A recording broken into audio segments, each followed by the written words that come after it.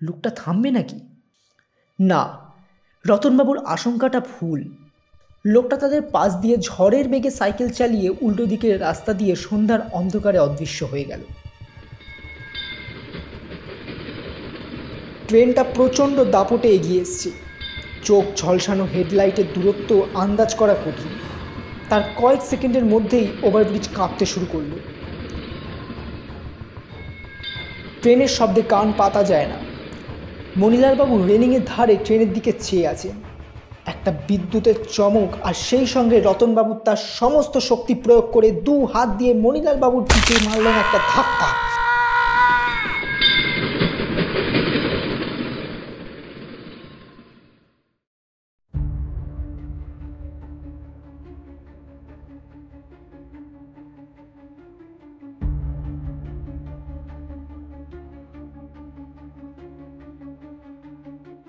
কুইটজেল ফিল্মসে আপনাদের সকলকে স্বাগত।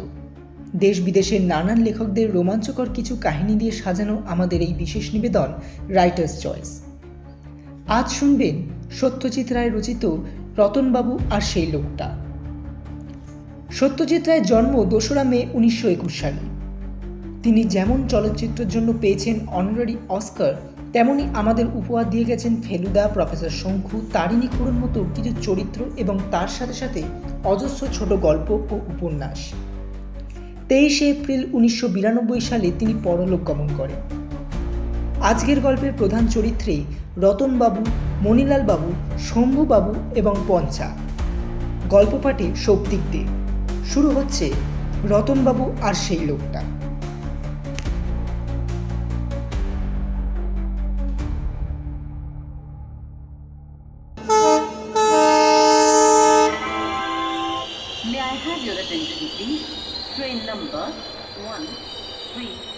ট্রেন থেকে প্ল্যাটফর্মে নেমে এদিক ওদিক দেখে রতনবাবুর মনে একটা খুশির ভাব জেগে উঠল। জায়গাটা তো ভালোই বলে মনে হচ্ছে। স্টেশনের পিছনে শিরীষ গাছটা কেমন মাথা উঁচিয়ে রয়েছে। তার ডালে আবার একটা লাল ঘুড়িও আটকে রয়েছে। লোকজনের মধ্যে ব্যস্ততার ভাব নেই। বাতাসে কেমন একটা সোঁদা গন্ধ। সব মিলিয়ে দিব্যি মনোরম পরিবেশ। সঙ্গে একটা ছোট হোল্ডল আর চামড়ার একটা ছোট সুটকেস। কুলির দরকার নেই। রতনবাবু সেগুলো 2 হাতে তুলে নিয়ে স্টেশনের গেটের দিকে এগিয়ে গেলেন।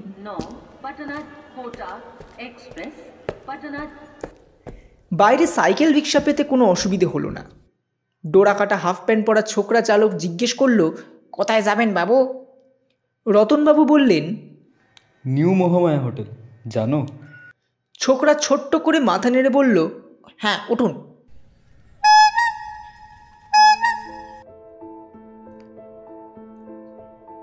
ভ্রমণ জিনিসটা রতনবাবুর একটা বাতিক বলেই বলা যেতে পারে। সুযোগ পেলেই তিনি কলকাতার বাইরে কোথাও ঘুরে আসেন। অবশ্যই সুযোগ যে সবসময় আসে তা নয়, কারণ রতনবাবুর একটা চাকরি আছে। কলকাতার জিওলজিক্যাল সার্ভে অফিসে তিনি একজন কেরানি। আর 24 বছর ধরে তিনি এই চাকরি করছেন। তাই বাইরে বেরিয়ে আসার মতো সুযোগ তার বছরে একবারই আসে। পুজোর ছুটির সঙ্গে তার বাৎসরিক পাওনা ছুটি জুড়ে নিয়ে তিনি প্রতি বছরই কোথাও না কোথাও ঘুরে আসেন। এই বেড়ানোর ব্যাপারে রতনবাবুর সঙ্গে আর কাউকে নেন না, বা নেবার ইচ্ছেটাও মনে জাগে না। প্রথম যে সঙ্গীর অভাব বোধ করতেন তা নয়। তার পাশের টেবিলে কেশববাবুর সঙ্গে এককালে তার এই নিয়ে কথা হয়েছিল মহালয়ার কয়েকদিন আগে। রতনবাবু তখন সবে ছুটির প্ল্যান করছেন। তিনি বলেছিলেন, আপনি তো মশাই একা মানুষ, চলুন না এবার পুজোয় নয় দুজনে একসঙ্গে কোথাও ঘুরে আসি। কেশববাবু তার কলমটা কানে গুঁজে হাত দুটোকে জড়ো করে তার দিকে চেয়ে মাথা নেড়ে একটু মৃদু হেসে বলেছিলেন, আপনার পছন্দের সঙ্গে কি আমার পছন্দ মিলবে? আপনি যাবেন সব উদ্ভট নাম না জানা জায়গায়। সেখানে না আছে দেখবার কিছু, না আছে থাকা খাবার সুবিধে। আমায় মাফ করবেন, আমি যাচ্ছি হরিনাবিতে আমার ভাইয়ের কাছে। ক্রমে রতনবাবু বেশ বুঝতে পেরেছিলেন যে তার মনের সঙ্গে মন মিলিয়ে বন্ধু পাওয়া খুবই শক্ত। তার পছন্দ অপছন্দর ব্যাপারটা সাধারণ লোকের সঙ্গে একেবারেই মেলে না। কাজেই বন্ধু পাওয়ার আশাটা পরিত্যাগ করাই ভালো। সত্যিই রতনবাবুর স্বভাব চরিত্রে বেশ একটা অভিনবত্ব আছে, যেমন এই চেঞ্জে যাওয়ার ব্যাপারটা। কেশববাবু মোটেই ভুল বলেননি। লোকে সচরাচর যেসব জায়গায় চেঞ্জে যায় রতনবাবু সেদিকে দৃষ্টিই দিতেন না। তিনি বলতেন, আরে মশাই, পুরীতে সমুদ্র আছে, জগন্নাথ মন্দির আছে, দার্জিলিং থেকে কাঞ্চনজঙ্ঘা দেখা যায়, হাজারিবাগে পাহাড় আছে, জঙ্গল আছে, রাঁচির কাছে হুদ্রু ফলস আছে। এসব তো সকলেই জানে। আর লোকমুখে একটা জিনিসের বর্ণনা শোনা মানে তো সেই জিনিস প্রায় দেখাই হয়ে গেল। রতনবাবু যেটা দরকার সেটা হলো রেল স্টেশনের ধারে একটি ছোট্ট শহর, ব্যাস, আর কিচ্ছু না। প্রতি বছরই ছুটির আগে টাইম টেবিল খুলে খুব বেশি দূরে নয় এমন একটি জায়গার নাম বের করে তিনি দুর্গা দুর্গা বলে বেরিয়ে পড়েন। কোথায় গেলেন, কি দেখলেন তা কেউ জিজ্ঞেসও করে না বা কাউকে তিনি বলেনও না। এমন অনেকবার হয়েছে যে যেখানে গেছেন সেই জায়গার নাম তিনি নিজেও আগে কখনো শোনেননি, আর যেখানেই গেছেন সেখানেই এমন একটা কিছু খুঁজে পেয়েছেন যার ফলে তার মন খুশিতে ভরে উঠেছে। অন্যদের চোখে হয়তো এসব জিনিস খুবই সামান্য, যেমন রাজা ভাত খাওয়ায় একটা বুড়ো অশ্বত্থ গাছ যেটা একটা কুল গাছ আর একটা নারকেল গাছকে পাকিয়ে উঠেছে, মহেশগঞ্জে একটা নীলকুঠির ভগ্নাবশেষ, ময়নাতে একটা মিষ্টির দোকানের ডালের বরফি। এবারে রতনবাবু যেখানে এসছেন সে জায়গাটার নাম সিনি। টাটানগর থেকে 15 মাইল দূরে এই শহর। এই জায়গাটা অবশ্য টাইম টেবিল থেকে বের করেননি তিনি, আপিসের অনুকূল মিত্তির বলেন এই জায়গাটার কথা। নিউ মহামায়া হোটেলের নামটাও তার কাছ থেকেই পাওয়া। রতনবাবুর চোখে হোটেলটাকে বেশ ভালোই বলে মনে হলো। ঘরটা ছোট, তবে তাতে কিছু এসে যায় না। পূব দক্ষিণ দুদিকে দুটো জানলা রয়েছে, তাই বেশ চমৎকার দৃশ্য দেখা যায়। রতনবাবু শীত গ্রীষ্ম দুবেলায় গরম জলে স্নান করেন। পঞ্চা তাকে আশ্বাস দিল তার জন্য কোনো চিন্তা করতে হবে না। হোটেলের রান্নাটাও মোটামুটি চলনসই এবং সেটাই যথেষ্ট, কারণ খাওয়ার ব্যাপারে রতনবাবুর মোটেই খুঁতখুঁতে নন। শুধু একটিই বায়না তার কাছে, ভাত আর হাতের রুটি। এই দুটোই একসঙ্গে না হলে রতনবাবুর খাওয়া হয় না।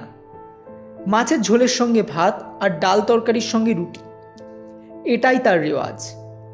হোটেলে এসেই পঞ্চাকে তিনি কথাটা জানিয়ে দিয়েছেন এবং পঞ্চাও সে খবর ম্যানেজারকে পৌঁছে দিয়েছে।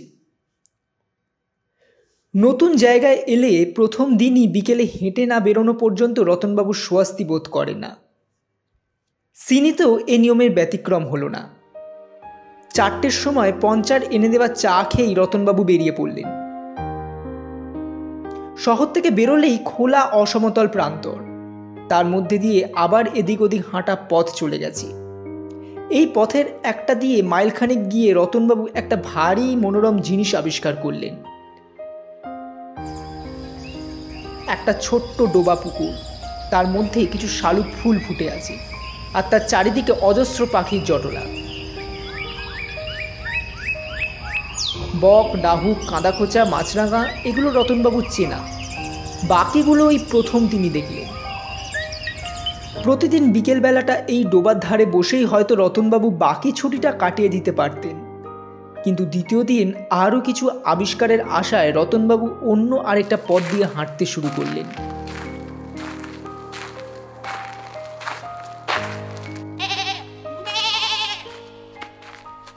মাইলখানেক যাওয়ার পর পথে একপাল ছাগল পড়ার দরুন তার হাঁটা কিছুক্ষণের জন্য বন্ধ রাখতে হলো। রাস্তা খালি হবার পর আরও মিনিট 5 হাঁটতেই দেখলেন সামনে একটা কাঠের পুল দেখা যাচ্ছে। আরও এগিয়ে গিয়ে বুঝলেন সেটা একটা ওভারব্রিজ, তার নিচ দিয়ে চলে গেছে রেল লাইন। পূব দিকে দূরে স্টেশনটা দেখা যাচ্ছে, আর পশ্চিম দিকে যতদূর চোখ যায় সোজা চলে গেছে সমান্তরাল দুটো লোহার পাত। এখন যদি হঠাৎ একটা ট্রেন এসে পড়ে আর ব্রিজের তলা দিয়ে সেটা যদি যায়, তাহলে কি অদ্ভুত ব্যাপার হবে সেটা ভাবতেই রতনবাবুর গায়ে কাঁটা দিল। একদৃষ্টে রেল লাইনের দিকে দেখছিলেন বলেই বোধহয় কখন যে আরেকটি লোক এসে তার পাশে দাঁড়িয়েছে সেটা রতনবাবু খেয়াল করেননি, তাই পাশে তাকাতেই তাকে চমকে উঠতে হলো। লোকটির পরনে ধুতি শার্ট, কাঁধে একটা নস্যি রঙের র্যাপার, পায়ে ক্যাম্বিসের জুতো, চোখে বাইফোকাল চশমা। রতনবাবুর কেমন জানি একটা খটকা লাগলো। একে কি আগে কোথাও দেখেছেন? চেনা চেনা মনে হচ্ছে না। মাঝারি হাইট, গায়ের রঙও মাঝারি, চোখের দৃষ্টিতে কেমন উদাস ভাবুক ভাবুক ভাব। বয়স কত হবে? 50-এর বেশি নয় নিশ্চয়ই। চুলে বিশেষ পাক ধরেনি, অন্তত সন্ধ্যার আলোতে তাই বলে মনে হয়। আগন্তুক একটা ঠান্ডা হাসি হেসে রতনবাবুকে নমস্কার করলেন। রতনবাবু হাত জোর করে প্রতি নমস্কার করতে গিয়ে হঠাৎ বুঝে ফেললেন কেন তার খটকা লাগছিল। লোকটিকে চেনা চেনা মনে হওয়ার কারণ আর কিছুই না। এই ধাঁচের একটি চেহারা রতনবাবু বহুবার দেখেছেন, এবং সেটা তার আয়নায়। ভদ্রলোকের চেহারার সঙ্গে তার নিজের চেহারার আশ্চর্য মিল। মুখের চৌকানো ভাব, চুলের টেরি, গোফের ধাঁচ, ধুতনির মাঝখানে খাঁজ, কানের লতি, এসব প্রায়ই হুবহু এক। তবে গায়ের রং আগন্তুকের যেন একটু বেশি ময়লা, ভুরু একটু বেশি ঘন, আর মাথার পিছনে চুল যেন একটু বেশি লম্বা। এবার আগন্তুকের গলার স্বর শুনেও রতনবাবু চমকে উঠলেন। একবার তার পাড়ার ছেলে সুশান্ত একটা টেপ রেকর্ডারে রতনবাবুর গলা রেকর্ড করে শুনিয়েছিলেন। সে গলার এই লোকটির গলার মধ্যে কোনো তফাৎ নেই। ভদ্রলোক বললেন, আমার নাম মণিলাল মজুমদার। আপনি তো বোধহয় নিউ মহামায়া হোটেলে উঠেছেন, তাই না? রতনলাল, মণিলাল, নামেও কেমন আশ্চর্য মিল। রতনবাবু কোনো রকমের অবাক ভাবটা কাটিয়ে তার নিজের পরিচয়টা দিলেন। আগন্তুক বললেন, আপনার বোধহয় আমাকে মনে পড়বে না, আমি কিন্তু এর আগেও আপনাকে দেখেছি। রতনবাবু ভুরু কপালে তুলে বললেন, কোথায় বলুন তো? আপনি গত পুজোয় ধুলিয়ান যাননি? আপনিও সেখানে গেছিলেন নাকি? আগে হ্যাঁ, আমি প্রত্যেকবার পুজোয় কোথাও না কোথাও যাই। একা মানুষ, বন্ধু বান্ধবও বিশেষ নেই, আর নতুন নতুন জায়গায় একা একা বেড়াতে দিব্য লাগে। সিনির কথাটা আমার অফিসের এক বন্ধু আমাকে বলেন। বেশ জায়গা বটে, কি বলেন? রতনবাবু ঢোক গিলে মাথা নেড়ে সম্মতি জানালেন। কেমন যেন অবিশ্বাস আর অস্বস্তি মেশানো একটা ভাব বোধ করছেন তিনি। ওইদিকে পুকুরটা দেখেছেন, যার পাশে পাখির চটলা হয় বিকেলবেলা? মণিলালবাবু জিজ্ঞেস করলেন। রতনবাবু বললেন, হ্যাঁ দেখেছি বটে। মনে হলো কিছু ভিন দেশের পাখি জড়ো হয়েছে। কিছু পাখি দেখলাম যে বাংলাদেশে আগে দেখিনি। আপনার কি মনে হয়? এতক্ষণে রতনবাবু খানিকটা স্বাভাবিক বোধ করছেন। বললেন, আমারও তাই ধারণা। আমিও কতগুলো পাখি দেখে চিনতে পারিনি।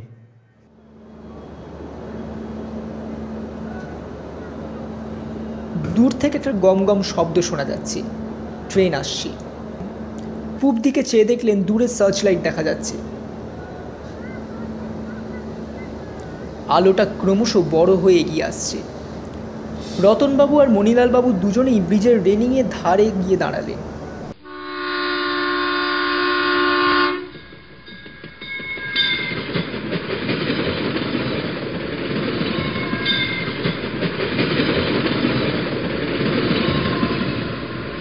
বিরাট শব্দ করে ব্রিজটাকে থরথর করে কাঁপিয়ে ট্রেনটা উল্টো দিকে চলে গেল। দুজন ভদ্রলোকই হেঁটে ব্রিজটার উল্টো দিকে গিয়ে যতক্ষণ না ট্রেনটা অদৃশ্য হয় ততক্ষণ সেদিকে চেয়ে রইলেন। রতনবাবুর মনে ছেলে মানুষই রোমাঞ্চের ভাব জেগে উঠেছে। মণিলালবাবু বললেন, আশ্চর্য, এত বয়স হয়ে গেছে তবু ট্রেন দেখার আনন্দটা আর গেল না। বাড়ি ফেরার পথে রতনবাবু জানতে পারলেন যে মণিলালবাবু 3 দিন হলো সিনিতে এসছেন আর কালিকা হোটেলে উঠেছেন। কলকাতাতেই তার পৈতৃক বাড়ি।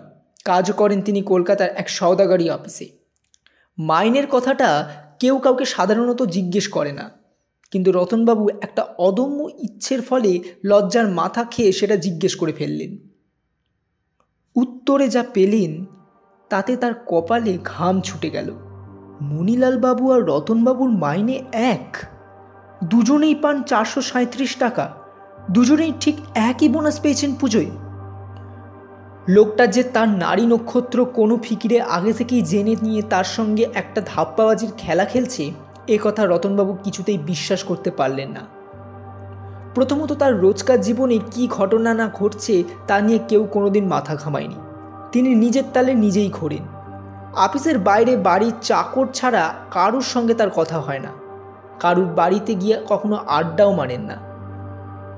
মাইনের ব্যাপারটা না হয় বাইরে জানাজানি হতে পারে, কিন্তু তিনি রাত্রে কখন ঘুমোন, কি খেতে ভালোবাসেন, কোন খবরের কাগজ পড়েন, কোন থিয়েটার বা কোন বাংলা সিনেমা তিনি ইদানিং দেখেছেন, এসব তো তিনি নিজে ছাড়া আর কেউই জানেন না।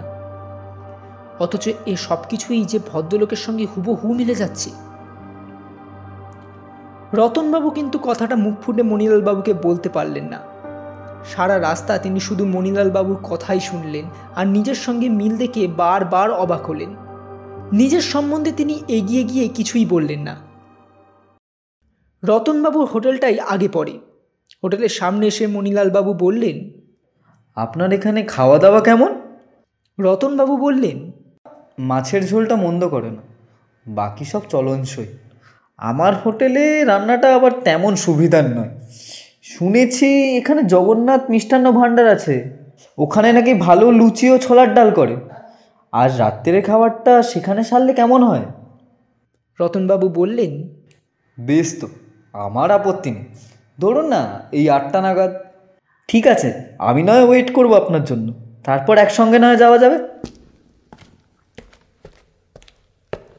মণিলালবাবু চলে যাওয়ার পর রতনবাবু হোটেলে না ঢুকে কিছুক্ষণ বাইরের রাস্তায় পায়চারি করলেন। সন্ধ্যা গাঢ় হয়ে এসছে, আকাশ পরিষ্কার, এতই পরিষ্কার যে তারার মধ্যে দিয়ে এঁকে মেঁকে যাওয়া ছায়াপথটাকে পর্যন্ত পরিষ্কার দেখা যাচ্ছে। আশ্চর্য, এতকাল রতনবাবুর আফসোস ছিল যে তার সঙ্গে মনের আর মতের মিল হয় এমন কোনো বন্ধু তিনি খুঁজে পাননি। অথচ এই সিনিতে এসে হঠাৎ এমন একজন লোকের সাক্ষাৎ পেয়েছেন যাকে তারই একটি ডুপ্লিকেট সংস্করণ বলা যেতে পারে। চেহারায় খানিকটা তফাৎ থাকলেও স্বভাবে আর রুচিতে এমন মিল যমজ ভাইদের মধ্যেও দেখা যায় কিনা সন্দেহ। তার মানে কি এতদিনে তার বন্ধুর অভাব মিটল? রতনবাবু এ প্রশ্নের উত্তর চট করে খুঁজে পেলেন না। হয়তো মণিলালবাবুর সঙ্গে আরেকটু মিশলে তিনি ব্যাপারটা বুঝতে পারতেন। একটা জিনিস তিনি বেশ বুঝতে পারছিলেন, তার একা ভাবটা যেন কেটে গেছে। এই পৃথিবীতে ঠিক তারই মতো আরেকটি লোক এতদিন ছিল, আর ঠিক আকস্মিকভাবে তার সাক্ষাৎ তিনি পেয়ে গেছেন।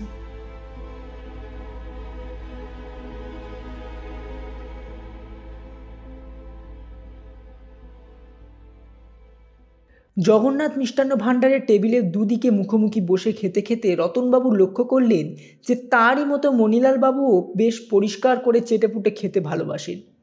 তারই মতো খাবারের মাঝখানে জল খান না, তারই মতো ডালের মধ্যে পাতিলেবু কচলে নেন।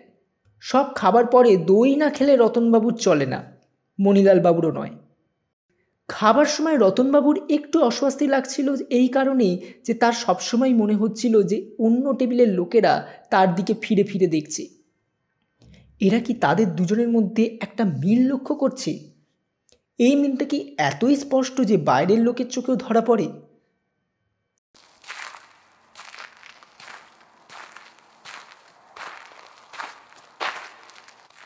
খাবার পরে রতনবাবু আর মণিলালবাবু চাঁদনি রাতে রাস্তায় কিছুক্ষণ পায়চারি করলেন। একটা প্রশ্ন রতনবাবুর মাথায় অনেকক্ষণ থেকে ঘুরছিল, এক ফাঁকে সেটা বেরিয়ে পড়ল। জিজ্ঞেস করলেন, আপনার কি 50 পেরিয়ে গেছে নাকি? মণিলালবাবু হেসে বললেন, এই পেরোলো বল, 11ই পৌষ 50 কমপ্লিট করব। রতনবাবুর মাথাটা বোঁ করে ঘুরে গেল। দুজনের জন্মও একদিনে, 1323 সালের 11ই পৌষ। আধ ঘন্টা পায়চারি করার পর বিদায় নেবার সময় মণিলালবাবু হেসে বললেন, আপনার সঙ্গে আলাপ করে বড় আনন্দ পেলুম। আমার সঙ্গে সহজে কারোর একটা মনে না, কিন্তু আপনার বেলা সেই কথাটা খাটে না। বাকি ছুটিটা বেশ আনন্দেই কাটবে বলে মনে হচ্ছে। অন্যান্য দিন রতনবাবু 10টার মধ্যে ঘুমিয়ে পড়েন। সঙ্গে দুটি বাংলা মাসিক পত্রিকা নিয়ে বিছানায় শুয়ে কিছুক্ষণ পাতা ওল্টানোর পর আপনা আপনি থেকেই ঘুম চলে আসে। শোয়া অবস্থাতেই হাত বাড়িয়ে বাতির সুইচটা পাওয়া যায়। সেটা নেভানোর মিনিট খানেকের মধ্যেই রতনবাবু নাক ডাকতে শুরু করেন। আজ কিন্তু তিনি দেখলেন যে তার ঘুম আসতে চাইছে না, পড়বার ইচ্ছেটাও নেই। পত্রিকা হাতে নিয়ে তুলে নিয়ে আবার পাশের টেবিলে রেখে দিলেন। মণিলাল মজুমদার। রতনবাবু কোথায় যেন পড়েছিলেন যে পৃথিবীর কোটি কোটি মানুষের মধ্যে কোথাও এমন কোনো দুজনকে পাওয়া যাবে না যাদের চেহারা হুবহু একরকম, অথচ চোখ, কান, নাক, হাত, পা ইত্যাদি সংখ্যা সকলেই এক। চেহারা হুবহু মিল না হয় অসম্ভব, কিন্তু দুজনের মনের এই আশ্চর্য মিল কি সম্ভব? শুধু মন কেন, বয়স, পেশা, গলার স্বর, হাঁটা ও বসার ভঙ্গি, চোখের চশমার পাওয়ার ইত্যাদি আরও অনেক কিছু হুবহু মিলে যাচ্ছে। ভাবলে মনে হয় অসম্ভব ব্যাপার, কিন্তু সেটাও যে সম্ভব হয়েছে তার প্রমাণ তো গত 4 ঘন্টায় রতনবাবু অনেকবার পেয়েছেন। রাত 12টা নাগাদ রতনবাবু বিছানা ছেড়ে উঠে ঘরের পুজোতে কাত করে আঁজলা করে খানিকটা জল নিয়ে নিজের মাথায় দিলেন। তার মাথা গরম হয়ে গেছে, এ অবস্থায় ঘুম আসবে না। ভিজে মাথায় আলতো করে গামছাটা একবার বুলিয়ে নিয়ে আবার বিছানায় শুয়ে পড়লেন। বালিশটা ভিজে গেল, ভালোই, যতক্ষণ না শুকোয় ততক্ষণ মাথা ঠান্ডা থাকবে। পাড়া নিস্তব্ধ হয়ে গেছে।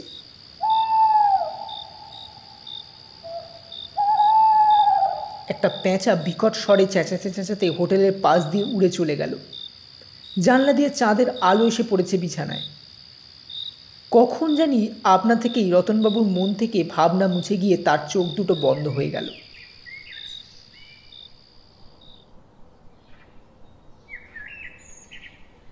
রাত্রে ঘুমোতে দেরি হওয়ার ফলে রতনবাবুর সকালে ঘুম ভাঙতে প্রায় 8টা হয়ে গেল।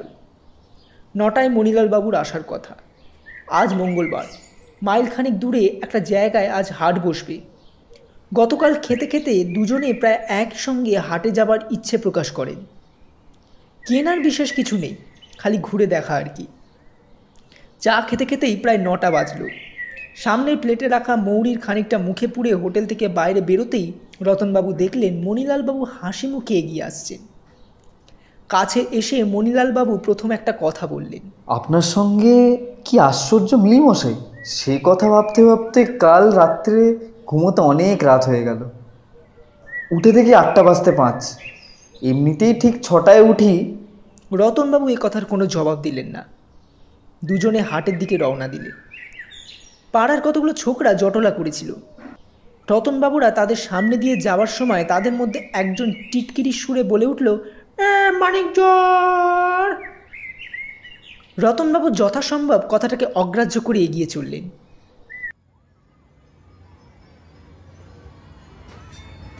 মিনিট 20 মধ্যে দুজনে হাটে এসে পৌঁছলেন। বেশ গমগমে হাট। ফুল, মূল, শাক সবজি, তরি তরকারি থেকে বাসন কোসন, হাঁড়ি কুড়ি, জামা কাপড়, মুরগি, ছাগল ইত্যাদি সব কিছুই দোকান রয়েছে। ভিড়ও হয়েছে বেশ। সেই ভিড়ের মধ্যে দিয়ে এ দোকান সে দোকান দেখতে দেখতে রতনবাবু আর মণিলালবাবু এগিয়ে চললেন। ওটা কে? পঞ্চা? রতনবাবু কেন জানি তার হোটেলের চাকরটাকে সামনের ভিড়ের মধ্যে দেখে তার দৃষ্টি নামিয়ে মুখটাকে আড়াল করে নিলেন। ছোকরাদের মানিকজোর কথাটা কানে যাওয়া অবধি তার ধারণা হয়েছে তাদের দুজনকে একসঙ্গে দেখে লোকেরা মনে মনে হাসি। ভিড়ের মধ্যে দিয়ে হাঁটতে হাঁটতে প্রায় আচমকা রতনবাবুর মনে একটা চিন্তা উদয় হলো। হঠাৎ কেন জানি তার মনে হলো যে তিনি একাই ভালো ছিলেন, বন্ধুর তার কোনো প্রয়োজন নেই।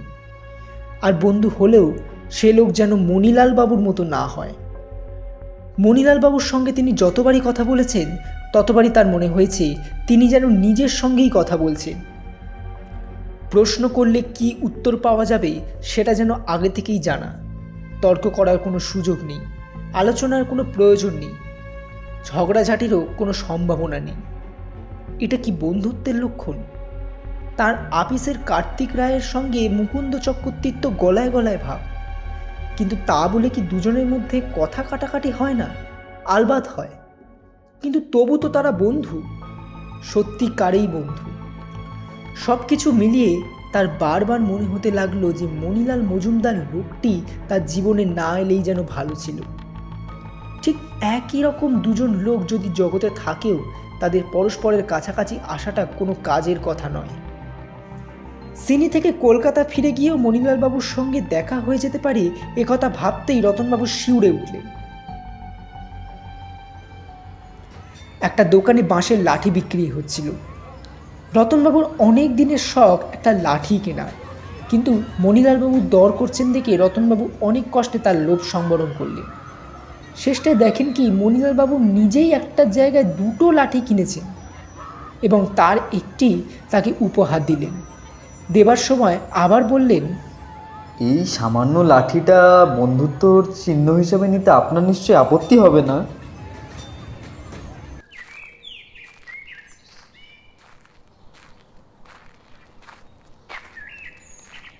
হাটের পর হোটেলের দিকে ফেরার পথে মণিলালবাবু অনেক কথা বললেন। তার ছোটবেলার কথা, তার মা বাবার কথা, তার স্কুল কলেজের কথা।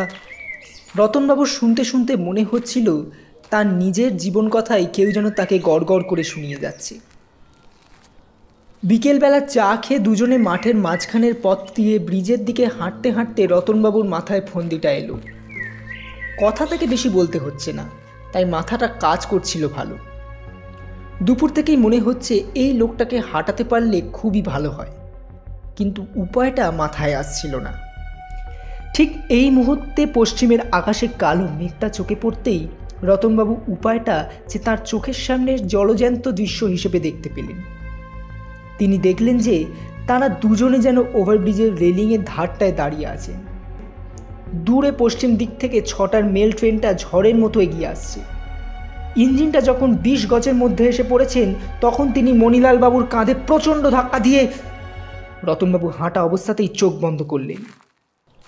তারপর চোখ খুলে আর চোখে একবার মণিলালবাবুর দিকে দেখে নিলেন।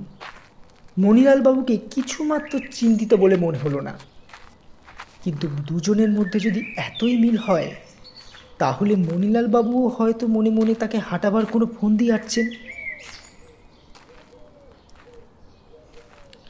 কিন্তু তার চেহারা দেখে তা মনে হলো না। সত্যি বলতে কি, ভদ্রলোক দিব্যি মনের আনন্দে গুনগুন করতে করতে গান গাইছেন।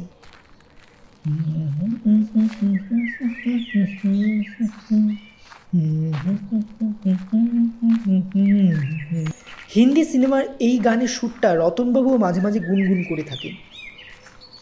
পশ্চিমের কালো মেঘটা এগিয়ে এসছে, সূর্য মেঘের পেছনে ঢাকা। বোধহয় আর কয়েক মিনিটেই অস্ত যাবে। রতনবাবু চারিদিক চেয়ে ত্রিসীমানায় আর অন্য কোনো মানুষের চিহ্ন দেখতে পেলেন না। ভালোই হয়েছে, কাছাকাছির মধ্যে কোনো তৃতীয় ব্যক্তি না থাকলে তার প্ল্যান ভেস্তে যেত।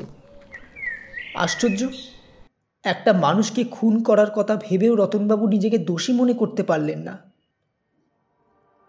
মণিলালবাবুর যদি কোনো বিশেষত্ব থাকতো, এমনকি তার স্বভাব চরিত্র যদি রতনবাবুর চেয়ে সামান্য অন্যরকম হতো, তাহলে রতনবাবু তাকে মারার কোনো কল্পনাই করতে পারতেন না। রতনবাবুর বিশ্বাস হয়েছে যে একই রকম দুজন লোকের একসঙ্গে বেঁচে থাকার কোনো সার্থকতা নেই। তিনি নিজে আছেন, নিজে থাকবেন, এটাই যথেষ্ট। মণিলালবাবু থেকেও যদি তার থেকে দূরে থাকতে পারতেন, যেমন কিছুদিন আগে পর্যন্ত ছিলেন, তাতে তার আপত্তি ছিল না।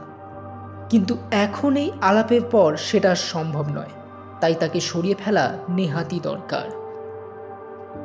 দুই ভদ্রলোক এসে ওভারব্রিজটায় পৌঁছলেন। বেশ ঘুমট করেছে, মণিলালবাবু বললেন। রাত্রের দিকে বৃষ্টি হতে পারে, আর তার মানেই কাল থেকে ঝাঁকিয়ে ঠান্ডা পড়বে।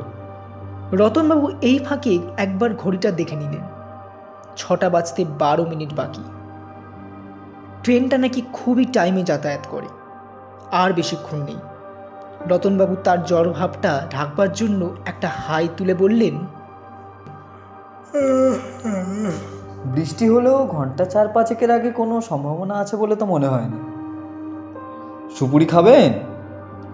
মণিলালবাবু পকেট থেকে একটা গোল টিনের কৌটো বার করে ঢাকনা খুলে রতনবাবুর দিকে এগিয়ে দিলেন। রতনবাবুর পকেটেও একটা কৌটোতে সুপুরি আছে। তিনি সেটা আর বার না করে, সেটার কথা উল্লেখ না করে মণিলালবাবুর কৌটো থেকে একটা সুপুরি নিয়ে মুখে পুরে দিলেন। আর প্রায় সেই মুহূর্তেই ট্রেনের আওয়াজ শোনা গেল। আজ ট্রেনটা 6টার একটু আগেই চলে এসছে। মণিলালবাবু রেলিংয়ের দিকে এগিয়ে গিয়ে ঘড়িটা একবার দেখে নিয়ে বললেন, 7 মিনিট বিফোর টাইম। পশ্চিমে মেঘ থাকার জন্য আজ অন্য দিনের চেয়ে চারিদিকে একটু বেশি অন্ধকার, তাই হেডলাইটের আলোটা আরও বেশি উজ্জ্বল বলে মনে হচ্ছে। ট্রেন এখনো অনেক দূরে, তবে আলোটা দ্রুত বেড়ে চলেছে। এক দৃষ্টে তাকিয়ে থাকলে চোখে জল এসে যায়। সাইকেল চেপে একটা লোক রাস্তা দিয়ে ব্রিজের দিকে এসছে। সর্বনাশ, লোকটা থামবে নাকি? না, রতনবাবুর আশঙ্কাটা ভুল। লোকটা তাদের পাশ দিয়ে ঝড়ের বেগে সাইকেল চালিয়ে উল্টো দিকের রাস্তা দিয়ে সন্ধ্যার অন্ধকারে অদৃশ্য হয়ে গেল। ট্রেনটা প্রচণ্ড দাপটে এগিয়ে এসছে। চোখ ঝলসানো হেডলাইটের দূরত্ব আন্দাজ করা কঠিন। তার কয়েক সেকেন্ডের মধ্যেই ওভারব্রিজ কাঁপতে শুরু করলো। ট্রেনের শব্দে কান পাতা যায় না। মণিলালবাবু রেলিংয়ের ধারে ট্রেনের দিকে চেয়ে আছেন। একটা বিদ্যুতের চমক আর সেই সঙ্গে রতনবাবু তার সমস্ত শক্তি প্রয়োগ করে 2 হাত দিয়ে মণিলালবাবুর পিঠে মারলেন একটা ধাক্কা।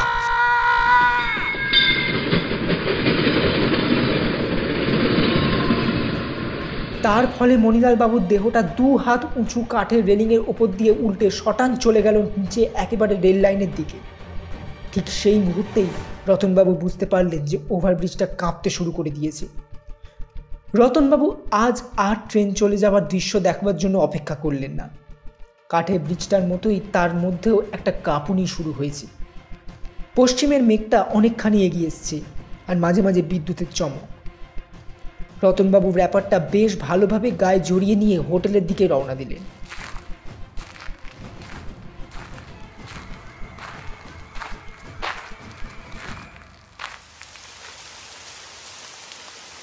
বৃষ্টির প্রথম পশলাটা এড়াবার চেষ্টায় শেষের রাস্তাটুকু প্রায় দৌড়ে দৌড়ে হাঁপাতে হাঁপাতে এসে রতনবাবু হোটেলে ঢুকলেন। ঢুকেই তার কেমন যেন খটকা লাগলো। এটা কোথায় এলেন তিনি? মহামায়া হোটেলের সামনের ঘরটা তো এরকম নয়। এদিক ওদিক দেখতে দেখতে হঠাৎ দেওয়ালে একটা কাঠের বোর্ড তার চোখে পড়ল। কি বিদঘুটে ভুলবে বাবা, এই যে কালিকা হোটেলে এসে ঢুকেছেন তিনি। এখানেই তো মণিলালবাবু ছিলেন না? বৃষ্টিতে ভিজলেন নাকি?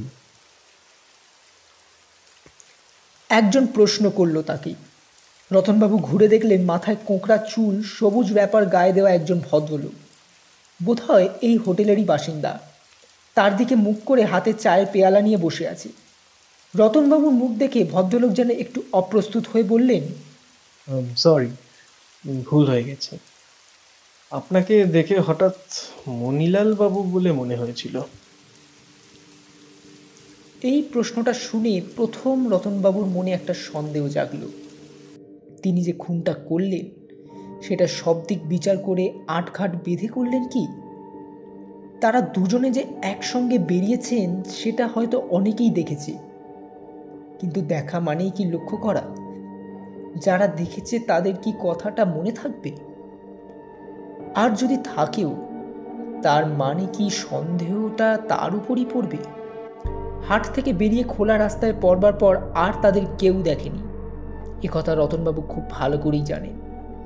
আর ওভারব্রিজে পৌঁছানোর পর, ও হ্যাঁ, সেই সাইকেলওয়ালা তো তাদের দুজনকে নিশ্চয়ই দাঁড়িয়ে থাকতে দেখেছেন। কিন্তু তখন রীতিমতো অন্ধকার হয়ে এসছে। ওইভাবে দ্রুত বেগে সাইকেল চালিয়ে যাওয়ার সময় কি সে লোক তাদের মুখ চিনে মনে করে রেখে দিয়েছে? অসম্ভব। রতনবাবু যতই ভাবলেন ততই তিনি নিশ্চিন্ত বোধ করতে লাগলেন। মণিলালবাবুর মৃতদেহ আবিষ্কার হবে নিশ্চয়ই, কিন্তু তার ফলে রতনবাবুর উপরে সন্দেহ পড়বে, তার বিচার হবে, শাস্তি হবে, তাকে খুনি হিসেবে মৃত্যুদণ্ডে দণ্ডিত করা হবে। এসব কথা রতনবাবুর কিছুতেই বিশ্বাস হলো না।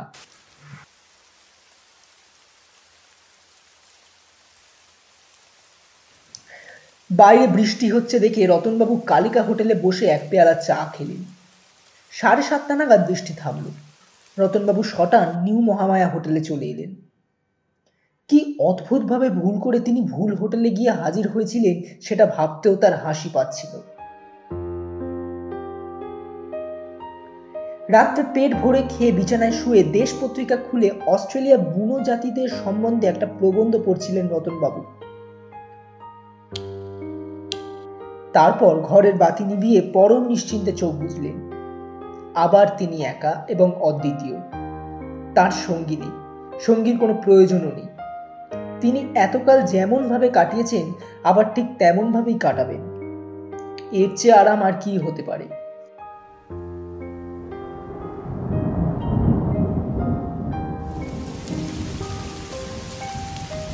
বাইরে আবার বৃষ্টি শুরু হয়েছে, আর তার সঙ্গে বিদ্যুতের চমক আর মেঘের গর্জন। কিন্তু তাতে কিচ্ছু এসে যায় না, কারণ রতনবাবু নাক ডাকতে শুরু করেছে।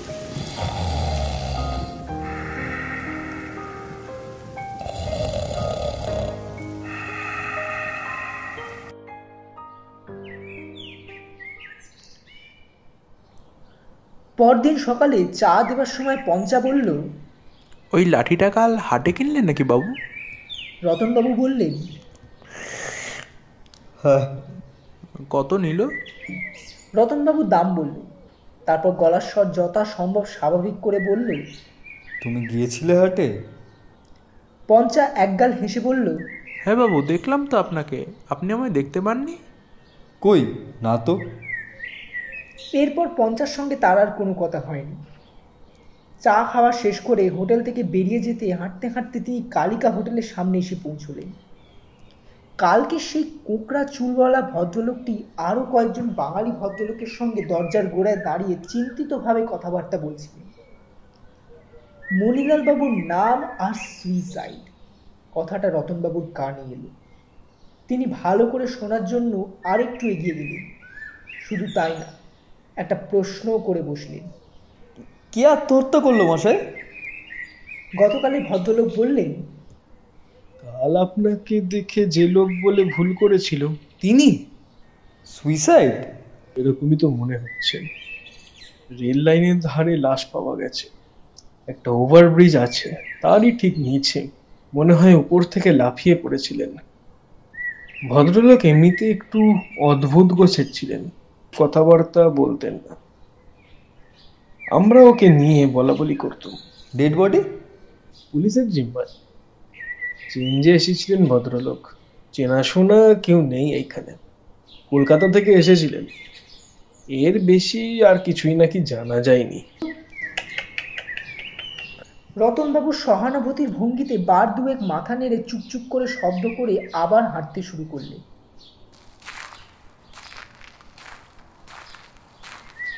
সুইসাইড, তাহলে খুনের কথাটা কারোর মাথাতেই আসেনি। কি আশ্চর্য সৌভাগ্য তার!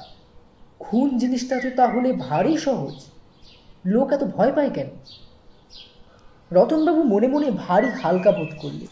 দুদিন পরে আজ তিনি আবার একা বেরোতে পারবেন ভাবতেও তার আনন্দ লাগে। গতকাল মণিলালবাবুকে ঠেলা দেবার সময় বোধ হয় রতনবাবুর শার্টের একটা বোতাম ছিঁড়ে গিয়েছিল। একটা দর্জির দোকান খুঁজে বের করে তিনি বোতামটা লাগিয়ে নিলেন।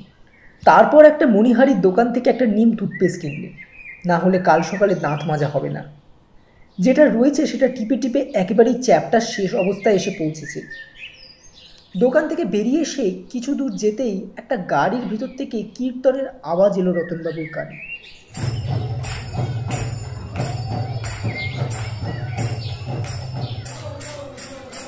রতনবাবু খানিকক্ষণ দাঁড়িয়ে দাঁড়িয়ে সেই কীর্তন শুনলেন।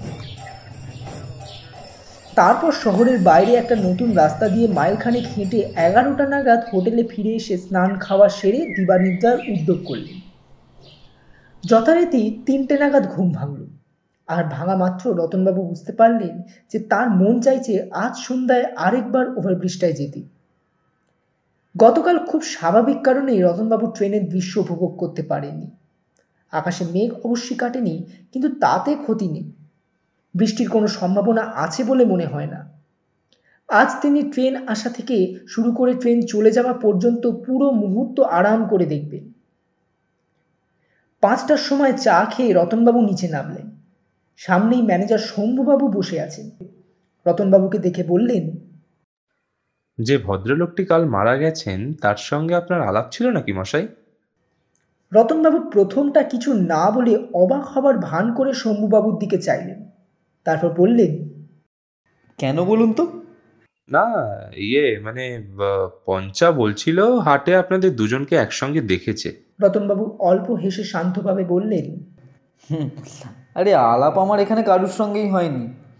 হাটে এক আধজনের সঙ্গে কথা হয়েছে বটে, তবে কি জানেন কোন লোকটি যে মারা গেছেন সেটাই তো আমি জানি না। ওহো, শম্ভুবাবু হাসলেন। ভদ্রলোক বেশ আমোদে।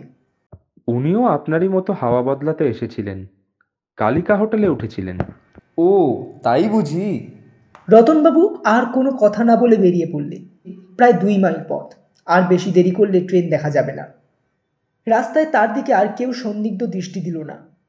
গতকাল যে ছেলেগুলো জটলা করেছিল তাদের কাউকেই আজ আর দেখা গেল না। ওই মানিকজোর কথাটা রতনবাবুর ভালো লাগেনি। ছেলেগুলো কোথায় গেল?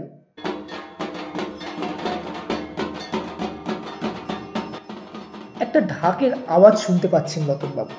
পাড়ায় পুজো হচ্ছে, ছেলেগুলো নির্ঘাত সেখানেই গেছে। রতনবাবু নিশ্চিন্ত মনে এগিয়ে চললেন। খোলা প্রান্তরের মাঝখানের পথে আজ তিনি একা। মণিলাল বাবুর সঙ্গে আলাপ হওয়ার আগেও তিনি নিশ্চিন্ত ছিলেন, কিন্তু আজ তার নিজেকে যেমন হালকা মনে হচ্ছে তেমন হালকা এর আগে কখনো মনে হয়নি।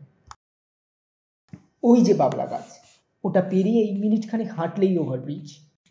আকাশ মেঘে ভরা, তবে ঘন কালো মেঘ নয়, ছাইয়ের মতো ফিকে মেঘ।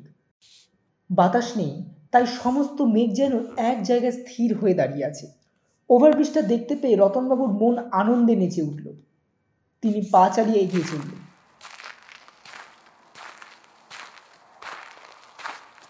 বলা যায় না ট্রেনটা যদি কালকের চেয়েও বেশি তাড়াতাড়ি এসে পড়ে। মাথার উপর দিয়ে এক ঝাঁক বক উড়ে গেল। ভিনদেশের বক কিনা কে জানে। ব্রিজের উপরে দাঁড়িয়ে সন্ধ্যার নিস্তব্ধতা রতনবাবু বেশ ভালো করে বুঝতে পারলেন। খুব মন দিয়ে কান পাতলে ক্ষীণ ঢাকের শব্দ শহরের দিক থেকে শোনা যায়, এছাড়া আর কোনো শব্দ নেই। রতনবাবু রেলিংয়ের পাশটায় গিয়ে দাঁড়ালেন। ওই যে দূরে সিগন্যাল, আর ওই যে আরও দূরে স্টেশন। রেলিংয়ের নিচের দিকে কাঠের ফাটলে কি যেন একটা জিনিস চকচক করছে। রতনবাবু উপুর হয়ে হাত বাড়িয়ে জিনিসটাকে বার করে আনলেন। সেটা একটা গোল টিনের কৌটো, আর ভিতরে এলাচ আর সুপুরি। রতনবাবু একটু মৃদু হেসে সেটাকে ব্রিজের উপর থেকে নিচের লাইনে ফেলে দিলেন। টুম করে একটা মৃদু শব্দ পেলেন তিনি। কতদিন ওইখানে পড়ে থাকবে ওই সুপুরির কৌটো কে জানে। কিসের আলো ওটা? ট্রেন আসছে। এখনো শব্দ পাওয়া যাচ্ছে না, কিন্তু আলো এগিয়ে আসছে। রতনবাবু অবাক হয়ে আলোটা দেখতে লাগলেন। হঠাৎ একটা দমকা বাতাসে তার কাঁধ থেকে র্যাপারটা খসে পড়ল। রতনবাবু সেটাকে আবার বেশ ভালো করে জড়িয়ে নিলেন।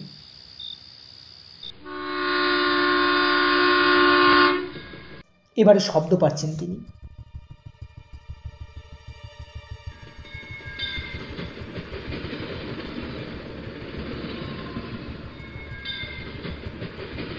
রতনবাবু হঠাৎ মনে হলো তার পিছনে কে যেন এসে দাঁড়িয়েছে, কিন্তু তাও তিনি একবার চারিদিকে চট করে চোখ ঘুরে নিলেন। কেউ কোথাও নেই। আজ কালকের চেয়েও অন্ধকার কম, তাই দেখতে অসুবিধে নেই। শুধু তিনি আর ওই দ্রুত ধাবমান জাঁদিরের ট্রেনটা ছাড়া মাইলখানিকের মধ্যে আর কেউ আছে বলে মনে হয় না। ট্রেন 100 গজের মধ্যে। রতনবাবু রেলিংয়ের দিকে আরও এগিয়ে গেলেন। আগেকার দিনে স্টিম ইঞ্জিন হলে এতটা এগিয়ে যাওয়া নিরাপদ হতো না। চোখে মুখে কয়লার ধোঁয়া ঢুকে যাওয়ার বিপদ ছিল। এই ট্রেন ডিজেলের ট্রেন, তাই ধোঁয়া নেই, শুধু বুক কাঁপানো গুরুগম্ভীর শব্দ আর চোখ ঝলসানো হেডলাইটের আলো। ওই ট্রেনটা এসে পড়ল ব্রিজটার নিচে। রতনবাবু তার 2 কনুইয়ের উপর ভর দিয়ে সামনের দিকে ঝুঁকে পড়ল, আর ঠিক সেই মুহূর্তে পিছন থেকে 2টো হাত এসে তার পিঠে মারল এক প্রচণ্ড ধাক্কা।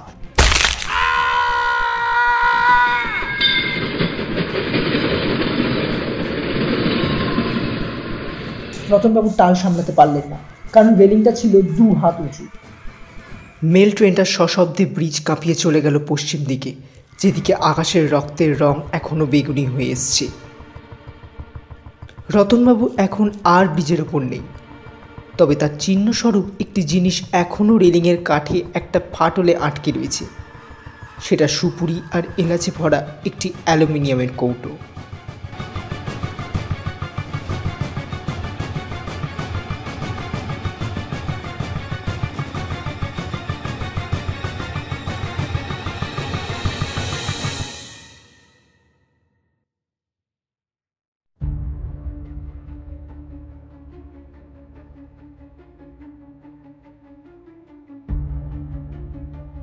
শুনছিলেন রতনবাবু আর সেই লোকটা। রচনা সত্যজিৎ রায়। গল্প পাঠ ও কেশববাবুর ভূমিকায় সৌপ্তিক দে, রতনবাবু ও মণিলাল বাবুর ভূমিকায় স্বাগত বাসু, পঞ্চার ভূমিকায় শ্রাবণ চক্রবর্তী, হোটেলের বাসিন্দার ভূমিকায় রোহিত দত্ত, শম্ভুবাবুর ভূমিকায় সুরিত ব্যানার্জি, সাউন্ড ডিজাইন, এডিট ও পর্ব পরিচালনায় সৌপ্তিক দে, পোস্টার ডিজাইন স্বাগত বাসু। আমরা আরও একটি রোমাঞ্চকর গল্প নিয়ে ফিরে আসব খুব শীঘ্রই। অসংখ্য ধন্যবাদ আমাদের সঙ্গে থাকার জন্য।